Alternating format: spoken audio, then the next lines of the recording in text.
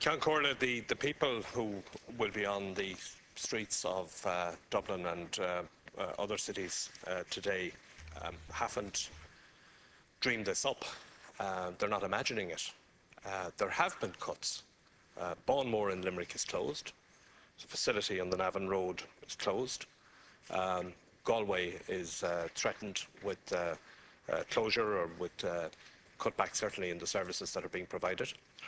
Last Friday, the service providers all got letters informing them of the cutbacks that are taking place. And parents and carers of people with disabilities are quite understandably very agitated to the point that they're out on the street because of the fear that they have that they are going to lose the respite care that they get, the 1 day a week that they get maybe in some cases, or maybe a weekend and every 6 that they get in other cases. That enables them, as they will put it themselves, enables them to live for those couple of days, given the amount of care that they're providing. Taoiseach, the people who are on the streets today, I think it's probably fair to say that they felt that the days of having to protest, the days of having to walk on the streets in order to bring attention to the needs that they have and the difficulties that they have in providing care for members of their family who suffer with disabilities were over. I think they also thought that the days of having to publicise the circumstances and the difficulties and the personal cases of their loved ones in order to embarrass the government into providing the necessary care, that was over as well.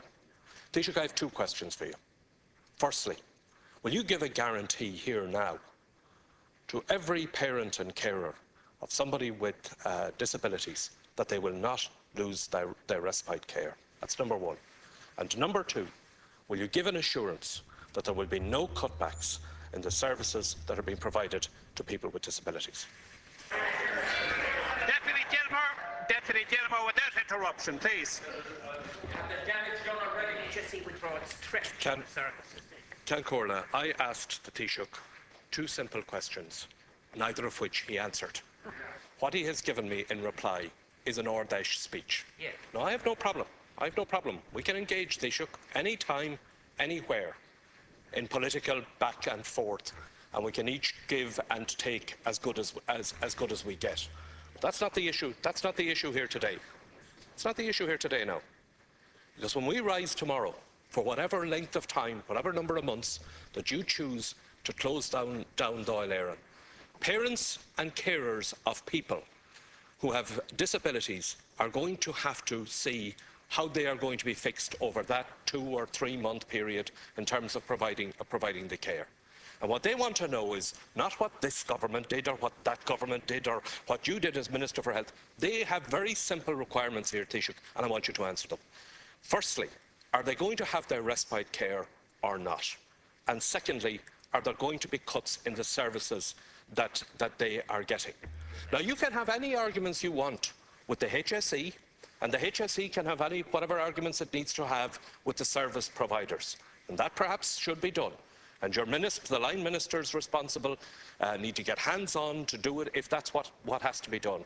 But the bottom line here is, and what I'm trying to establish, is from the point of view of somebody who has somebody with disabilities in their home that they're providing care for, who are at their wits' end, who are stretched, who are strained, trying to provide that care.